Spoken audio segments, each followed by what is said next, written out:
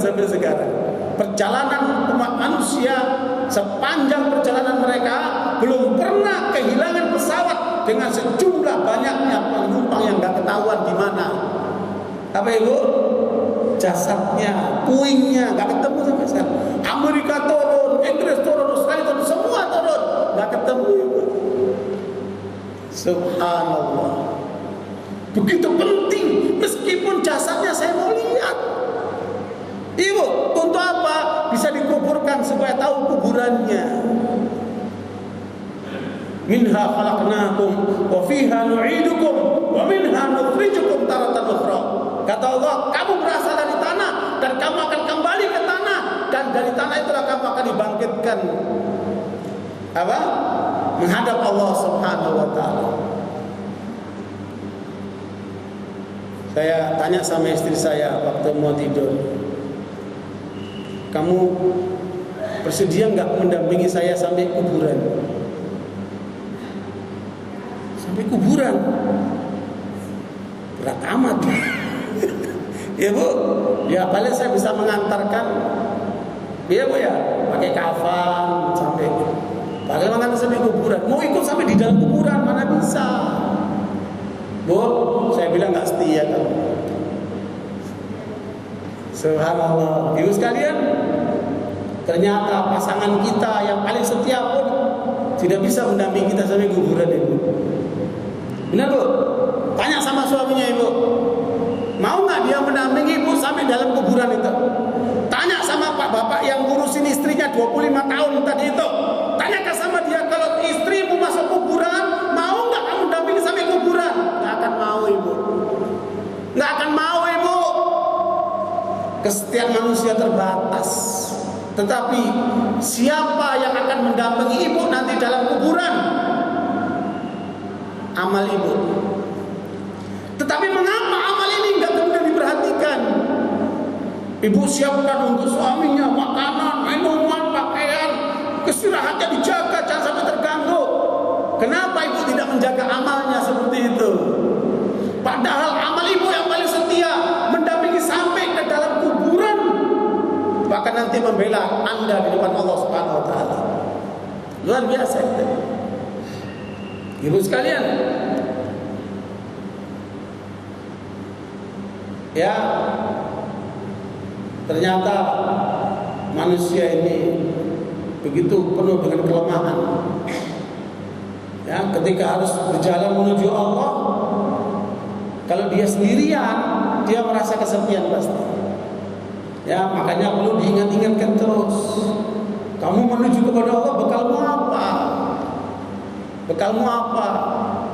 Supaya kamu bisa merasakan indahnya perjalanan menuju Allah.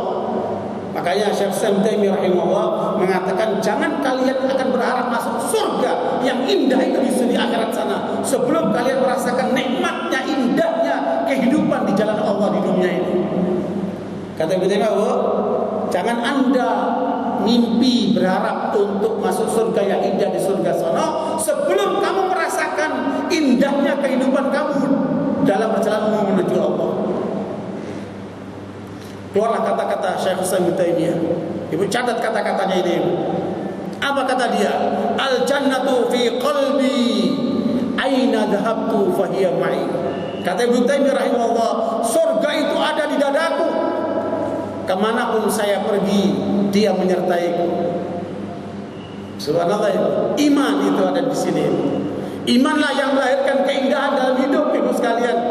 Makanya tadi Allah menyebutkan kaitan badan terkait dengan apa bu?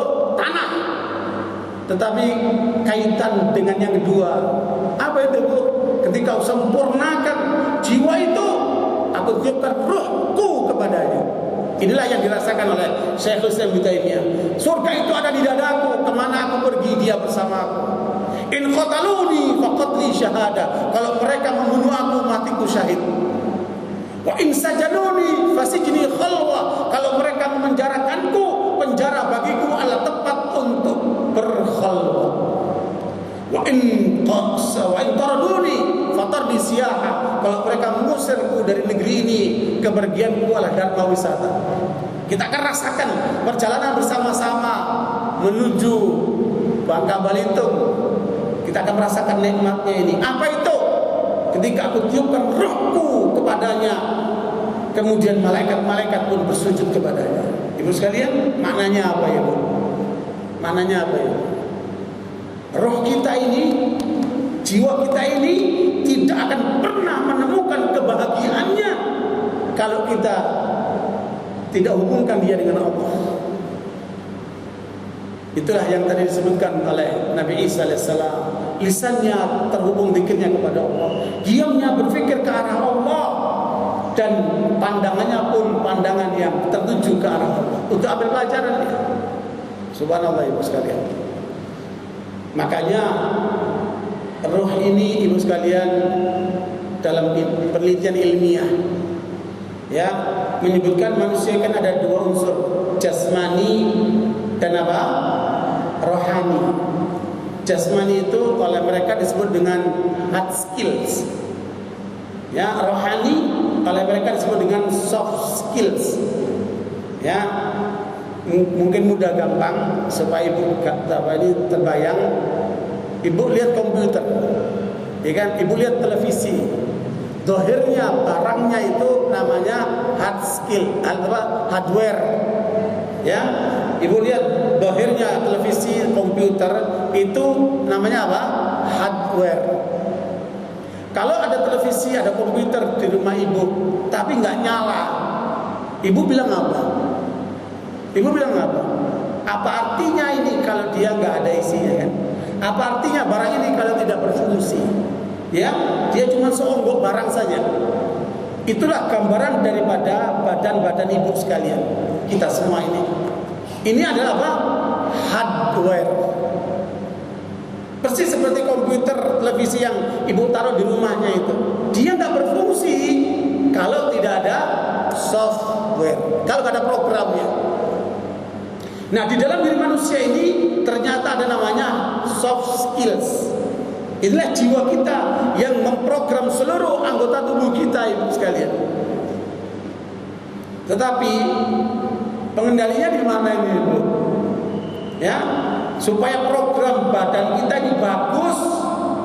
Untuk apa kamu gunakan otakmu? Untuk apa kamu gunakan matamu? Untuk apa kamu gunakan telingamu? Untuk apa kamu gunakan lisanmu? Untuk apa kamu gunakan seluruh tubuhmu itu? Maka yang dikendalikan apa bu? Soft skill. Ya oleh Rasulullah secara definitif diterangkan inna fil jasadi mudghah idza saluhat saluhal jasadu kullu wa idza fasadat fasadal jasadu kullu ala wahyal qalb. Dalam hadis riwayat Bukhari Muslim ya, Rasul mengatakan sungguh di dalam tubuh manusia ada segumpal darah. Bila baik itu baiklah manusia itu, bila rusak itu rusaklah manusia itu. Ibu sekalian, ukurannya apa? Ibu, ukurannya apa? Innamal mu'minuna alladzina idza dzukirallahu wajilat qulubuhum wa idza tuliyat 'alaihim ayatuhu zadatuhum imana wa 'ala rabbihim yatafakkarun wa 'ala rabbihim yatawakkalun alladzina yuqimuna as-salata wa mimma razaqnahum yunfiqun ulaika humul mu'minuna haqqan lahum darajatun 'inda rabbihim wa rizqun karim. Ibu lihat dalam surat Al-Anfal ayat 2 dan 3 itu. Hakikat orang-orang beriman adalah mereka yang kata Allah, kalau disebut nama Allah bergetar hatinya. Kenapa ibu? Kalbunya terikat sama Allah. Ibu, kalau ibu dengar cerita tentang bapak yang urus istrinya 25 tahun, ibu akan terenyuh. Betapa setianya bapak itu, betapa baiknya bapak itu, ibu terenyuh. Hati ibu terenyuh. Tetapi sudahkah kita terenyuh ketika menyebut nama Allah dengan kondisi yang seperti itu? Ternyata banyak disebut nama Allah biasa-biasa aja, tidak ada getaran dalam hati. Kenapa? Karena memang terus terang saja sejak kecil kita tidak ditanamkan Allah dalam diri kita oleh orang-orang tua kita itu. Kita ditanamkan apa? Minta kecil. Ya, dulu apa itu yang lakukan anak kecil itu? Ya, apa namanya, apa yang macet-macet dulu, apa namanya, si Kumu lewat apa itu yang ditanamkan sama anak-anak. Astagfirullahaladzim. Mulai kecil kita tidak ditanamkan Allah, makanya hati kita tidak bergetar dengan Allah. Ketika melanggar Allah, tenang aja hati ini. Ya, ketika dengar azan tidak tergerak hati ini. Ketika melihat orang miskin yang butuh makanan tidak tergerak hati ini. Ketika melihat orang sakit yang butuh biaya tidak tergerak hati ini. Kenapa? Hati tidak terhubung sama Allah. Perhatikan ibu, sebesar apa perhatian kalbu ibu kepada Allah, sebesar itulah hubungan ibu kepada Allah. Perhatikan ibu, ketika orang itu kalbunya tidak terikat sama Allah, maka apa yang terjadi ibu? Dia terikat dengan apa? Dengan gambar. Wah, bagus banget gambar ini. Dia akan terikat dengan pakaian. Wah, pakaian ini modus banget ini. Dia akan terikat dengan mobil. Wah, ini mobil mahal ini, jenis yang ini. Wah, ini terikat dengan bangunan. Bangunan ini hebat banget. Hatinya terikat dengan selain Allah. Bukankah kita menyaksikan jenisnya kayak gitu ibu? Mudah-mudahan bukan kita ibu. Kita menemukan banyak manusia kalbunya tidak terikat sama Allah, maka dia lari mencintai awewe, tidak terkait dengan Allah. Mencintai harta, tidak terkait dengan Allah. Mencintai jabatan, tidak terikat sama Allah. Dia liar, kalbunya liar. Rusak kalbunya, maka rusaklah otaknya, rusaklah badannya, rusaklah kehidupannya. Ma ja'alallahu fi rajulin min qalbayni fi jawfi. Allah tidak jadikan di dalam diri manusia ada dua kalbu. Kata Ibnu Mas'ud, kalau kalbumu tidak tertuju kepada Allah, maka kalbumu akan lari kepada selain Allah. Allahu Akbar. Ibu sekalian, inilah yang harus kita isi. Saya mau tanya sama ibu, ketika ibu-ibu merasakan indahnya cinta itu di mana ibu? Di otak bu? Di badan ibu? Di tempat tidur? Enggak. Di mana ibu? Kalbu ini. Ternyata kalbu kita hanya kita isi dengan sandiwara di televisi itu, bohongan semua. Ya, kita isi dengan film-film I love you yang dari barat itu, bohongan semua itu. Hidup mereka berantakan. Saya tinggal sama mereka, saya tahu hidup mereka berantakan. Mana cintanya itu? Hanya sebatas making love. Cuma sebatas itu, hina banget. Habis itu ditendang, itu luar biasa itu. Jahat mereka itu. Perempuan itu seperti barang. Kalau dibutuhkan dipakai, kalau nggak dibutuhkan dibuang itu. Na'udzubillah min dzalik. Ibu sekalian, apa seperti itu kita mau diperlakukan ibu sekalian? Makanya soft skill inilah yang harus mendapat perhatian. Selama ini perhatian kita banyak untuk apa ibu? Ibu, untuk apa ibu? Saya mau tanya sama ibu, ibu punya waktu berapa lama sehari? 24 jam. Positif 8 jam untuk tidur. Ya, kalau dihitung-hitung dari mulai kecil sampai masa balik itu kan nggak dicatat dosa ya, nggak dihitung lah itu. Ya, kalau ibu umurnya 60 umpamanya, ya sepertiga ibu waktunya habis untuk tidur, bukan? Dan itu realistis karena terjadi dengan kita semua. 8 jam kalau dia bekerja, ya habis waktunya untuk bekerja, dari fulus, cari materi, atau ngurus rumah tangga, tinggal 8 jam. 8 jam untuk apa itu? Tidak jarang untuk ngobrol, untuk jalan-jalan. Terus berapa lama untuk kita berikan waktu buat jiwa kita itu? Makanya para ulama dan uqala, para ulama dan orang-orang yang berakal membuat catatan, ada 4 hal yang penting diperhatikan oleh setiap orang. Ibu catat ya, ada 4 hal yang penting diperhatikan oleh setiap orang. Ada 4 waktu, ada 4 waktu yang penting diperhatikan oleh setiap orang. Yang pertama, sa'atun yunaji fiha rabbah. Ada satu saat, satu waktu yang kita gunakan untuk bermunajat kepada Allah.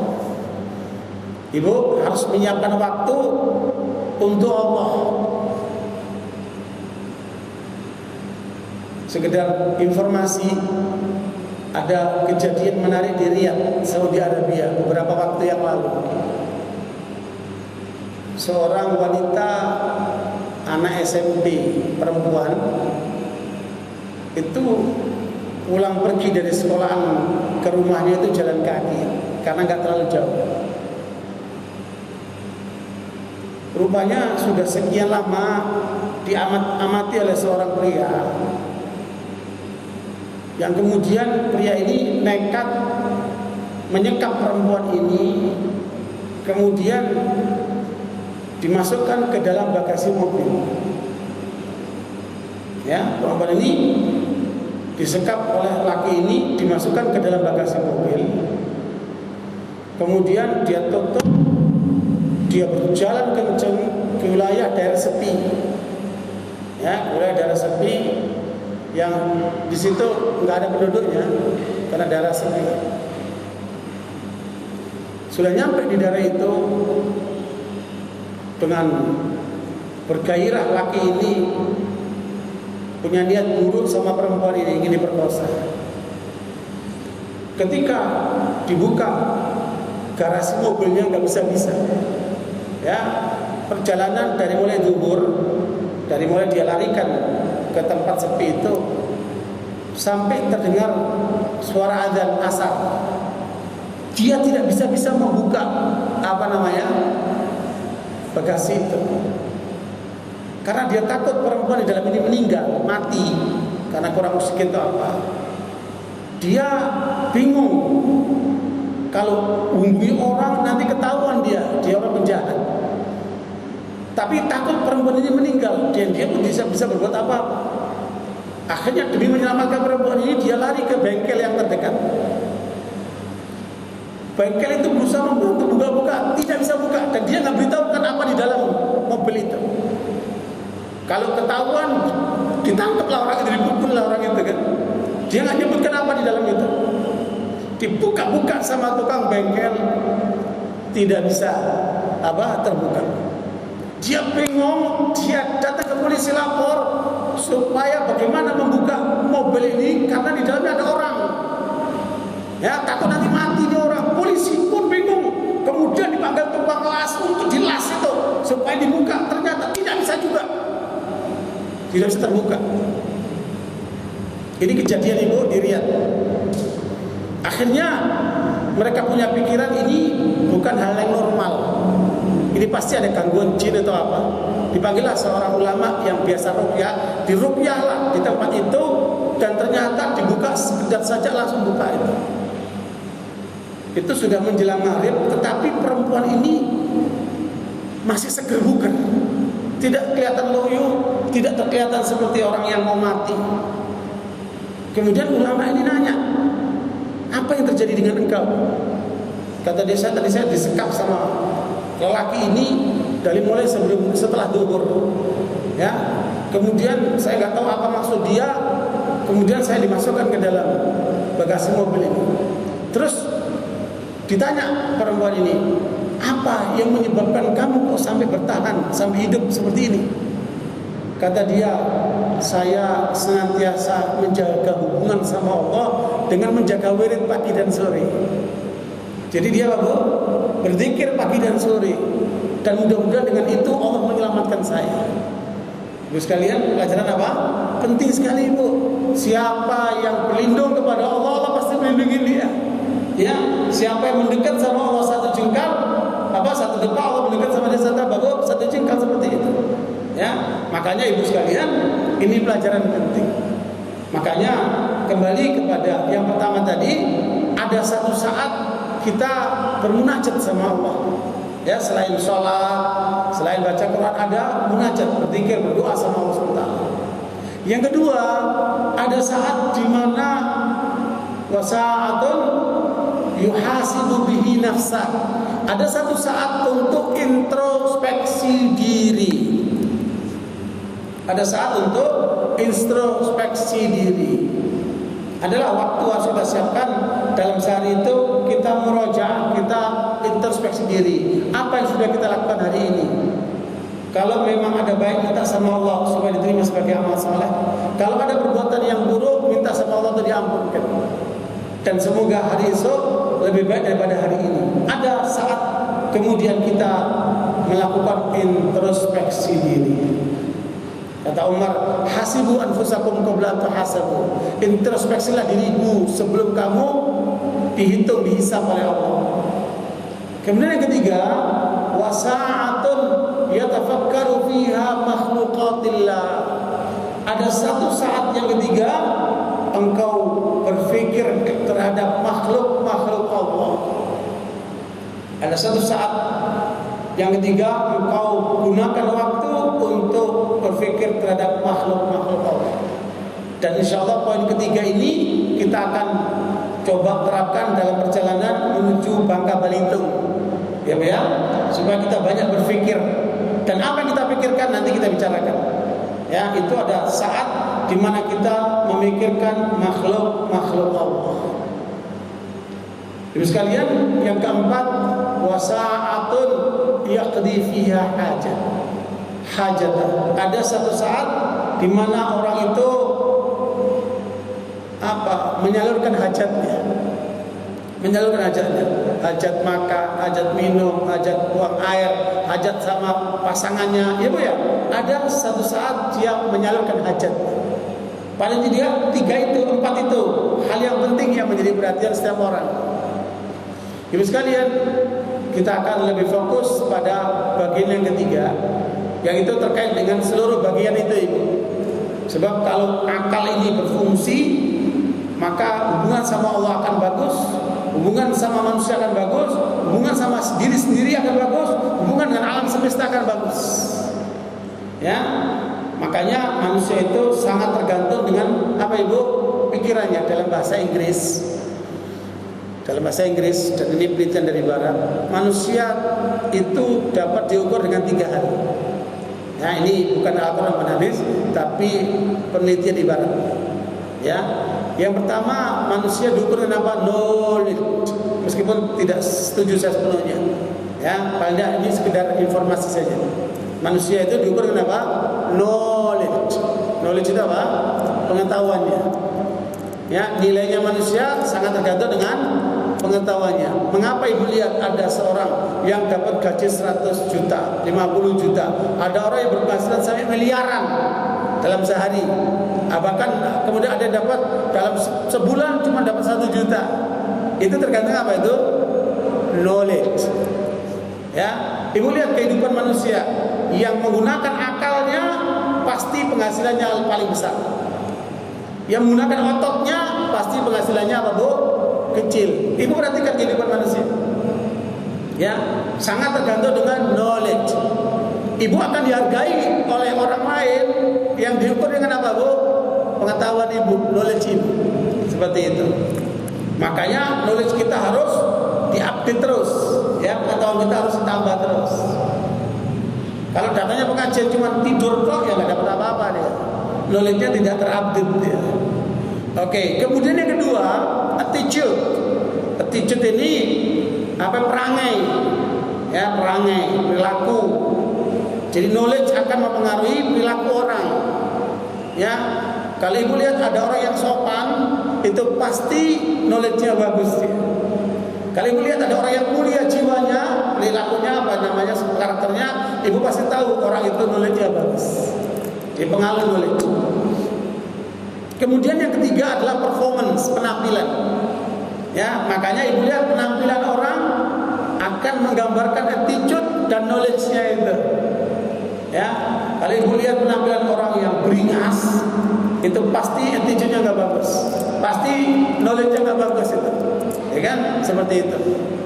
Meskipun menurut saya ada bagian yang terpenting yang mereka lupakan, yaitu faith.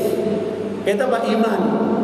Jadi iman, pengendali knowledge, pengendali attitude, pengendali performance. Seperti itu. Harusnya ada yang keempat, yang utama justru adalah faith, yaitu apa? Iman. Keimanan itu. Oke, barakallahu Ibu sekalian, kita akan fokus dalam masalah indahnya perjalanan menuju Allah yang memfungsikan apa ibu? Tafakkur. Karena orang yang berjalan kepada Allah itu banyak macamnya. Ada orang berjalan kepada Allah lewat mengkaji ilmu, ya, rihla ilmiah, perjalanan ilmiah, ilmu. Ada yang berjalan kepada Allah melalui jihad fisabilillah. Siyahat ummati al jihadu fisabilillah. Perjalanan umatku adalah jihad di jalan Allah. Ya. Ada yang dalam bentuk-bentuk lain seperti ibu-ibu mengurus rumah tangga, pendidikan dan sebagainya. Itu semua adalah perjalanan masing-masing yang penting tertuju kepada Allah. Nah, bagaimana untuk supaya perjalanan ini indah? Nah, ini yang kita bicarakan ini. Karena keindahan lagi-lagi terbentuk karena dua faktor ya. Indah yang dalam terbentuk karena faktor kejiwaan yang muncul dari dalam soft skills, dan indah karena faktor material syahwat yang itu disebabkan karena fisik-fisik kita ini. Nah, kita akan mencapai dua-duanya ibu. Bagaimana meraih dua-duanya ibu? Dalam riwayat Ibnu Hibban dengan sanad yang hasan, Atha bin Abi Rabah menceritakan suatu kali, Atha ini seorang ulama tabi'in. Ya, terkenal Atha ini mantan budak, orangnya jelek, hitam, pendek, keriting, tidak menarik penampilannya, tapi ulama besar yang sangat ditakuti dan disegani. Atha bin Abi Rabah. Kenapa? Karena dia banyak belajar kepada Aisyah ummul mukminin istri Rasulullah SAW. Satu kali kata Atha, kami datang menjumpai ibu kita Aisyah radhiyallahu bersama Umair bin Ubaid. Ya, saya bersama teman saya Umair bin Ubaid menjumpai istri Rasulullah Aisyah radhiyallahu untuk bertanya sesuatu. Saat itu Umair bertanya kepada ibu kita Aisyah, wahai ummul mukminin, apa yang engkau temukan paling indah dari Rasulullah SAW? Apa yang kamu temukan dari Rasulullah yang paling menakjubkan buat dirimu? Ya, ibu boleh tanya sama suaminya atau suami tanya sama ibu, apa yang paling menakjubkan dari diriku yang kamu pandang? Ibu, ya, masing-masing punya pengalaman pasti beda-beda.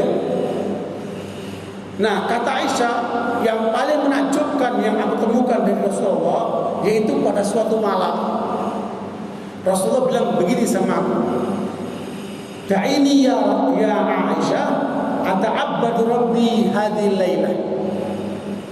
Kata Rasulullah, wahai Aisyah, biarkanlah aku malam ini untuk beribadah kepada Tuhanku. Artinya apa itu? Kamu mau istirahat, mau tiduran, mau kegiatan lain silakan. Biarkan aku malam ini jam kau enggak berhubungan sama kamu, aku akan beribadah kepada Tuhan. Kata Aisyah, ya Rasulullah, aku inni uhibbu qurbaka wa uhibbu ma tuhib. Lihat kata-kata indahnya Aisyah.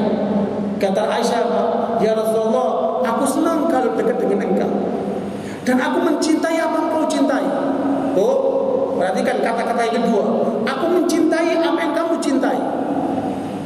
Biasanya istri-istri itu tidak mencintai apa dicintai oleh suaminya ibu. Benar nggak bu? Benar nggak bu? Apalagi kalau dia agak merugikan dirinya. Ya bu, nggak begitu. Lihat kata-kata Aisyah ini. Aku senang dekat dengan engkau ya Rasulullah, dan aku mencintai apa yang kamu cintai. Meskipun kamu cinta sama istri lain, aku cintai dia karena kamu mencintai dia. Subhanallah itu. Itu dalam sekali itu kata-katanya. Terus kata Aisyah, aku biarkan dia beribadah kepada Allah. Tiba-tiba Rasulullah menangis yang sangat menggigil. Beliau menangis sampai membasahi mukanya, membagai apa? Pipinya. Saya perhatikan terus. Beliau menangis sampai membasahi jenggotnya, menunjukkan Nabi apa bu? Nabi apa bu? Berjenggot. Nih cerita ini menunjukkan Nabi berjenggot. Dia membasahi sampai ke jenggotnya. Kemudian tetesan air matanya sampai ke tanah. Begitu Aisyah menyaksikan Rasulullah SAW. Tetapi seorang istri yang cinta sama suaminya melihat menangis